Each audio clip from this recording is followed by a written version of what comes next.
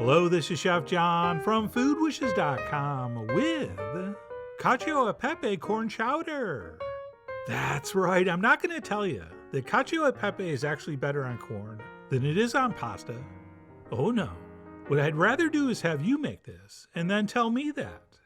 But either way, this was one of the best corn soups I've had in recent memory. And to get started, if you're using fresh corn, which I really hope you are, we can do the optional step of placing our corn cobs after we remove the kernels into our chicken broth. And then we'll also add in some nice cold fresh water. And we will bring this up to a simmer on high heat. And yes, I cut these cobs in half so they'd fit better in this small pan. But it really doesn't matter as long as you can fit them in your cooking liquid. And once that comes up to a boil, we'll reduce our heat to low.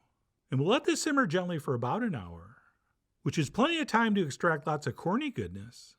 And while I can't tell you exactly how much extra flavor this is going to provide, I do know it's more than none. And since the cobs come free with the corn, why not do it? But anyway, I'm going to move that to the back of the stove while we start the actual soup, which involves adding some diced up pancetta to some olive oil in a soup pot set over medium heat. And what we'll do is cook that stirring for like 4 or 5 minutes, or until the fat renders out and the pancetta just starts to think about getting crispy, and it hopefully looks a little something like this. And once it does, we can start adding the rest of the ingredients. But I do like to pull out a spoon or two of the cooked pancetta, so we can use that to garnish the top later. So yes, another optional step. And then what we'll do is raise our heat to medium-high, and we'll toss in some butter, as well as about a cup of diced onions. Okay, I'm using scallions and shallots because that's what I had. But this is dealer's choice. I mean, you are after all the Jimmy Fallon, of which allium. But no matter what you use, we'll follow that with some diced celery, as well as a whole bunch of finely minced or crushed garlic. And we'll go ahead and give everything a stir. And we'll also at this point probably want to toss in a nice big pinch of salt, since as you know, that draws moisture out of our veggies and helps them soften and sweeten up a little quicker. So we'll go ahead and toss that in, and we'll continue cooking this stirring occasionally for a few more minutes. And once we get to the point where they're looking like this, we will stop, and we will sprinkle in our flour, and we'll stir that in to make a little bit of a roux, R-O-U-X, which is going to help give our corn chowder the perfect thickness. And after cooking that for a couple minutes to take that raw pasty edge off the flour, we'll go ahead and dump in some cold milk and whisk that in. And as I've said many times, hot roux, cold milk, no lumps. Although if we had lumps, you wouldn't be able to tell, because this is very quickly going to turn into a thick paste. And then what we'll do once the milk's been incorporated is remove the cobs from our broth water mixture, and we'll go ahead and transfer that in. And we'll give that an enthusiastic whisking, and then we'll wait for it to come back to a simmer. And then once things start bubbling again, what we'll do is reduce our heat to medium-low, and we'll let this simmer stirring occasionally for at least 15 minutes to ensure all our veggies are nice and soft. Okay, we're not going to cook the fresh corn we're going to add very long, so we want to make sure everything else is perfectly tender before that gets tossed in. And after simmering gently for about 15 minutes, our pot is probably going to look something like this. All right, the color will have deepened, and things will probably have thickened up a little bit.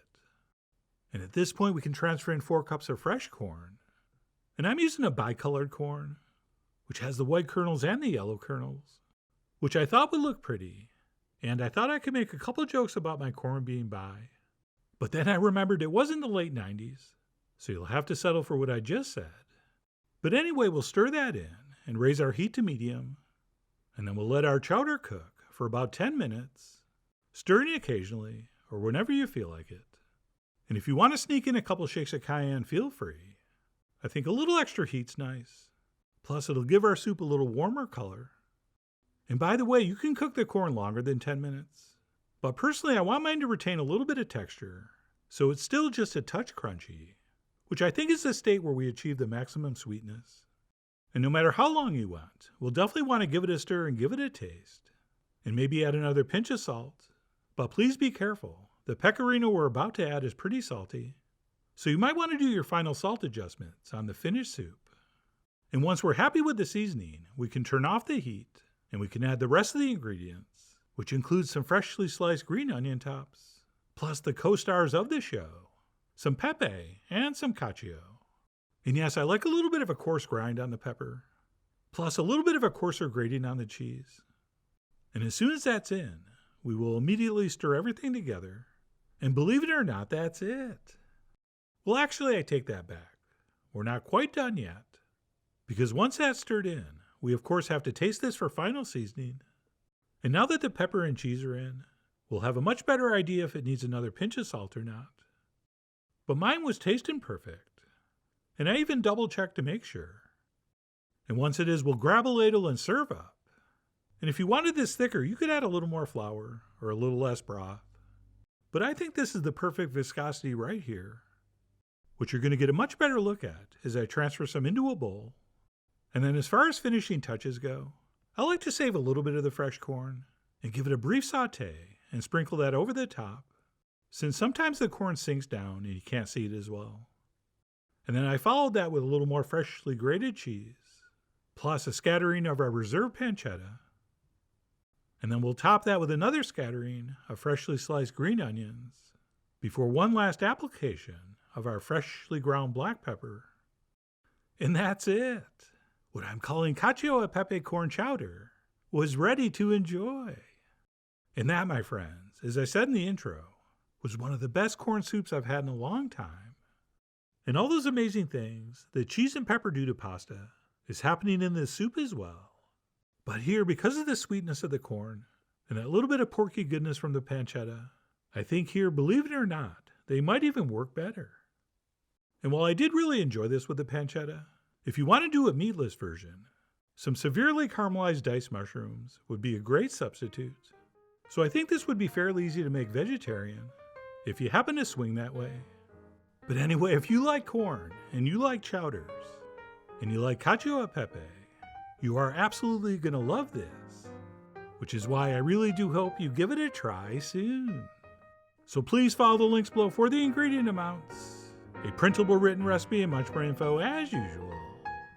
And as always, enjoy.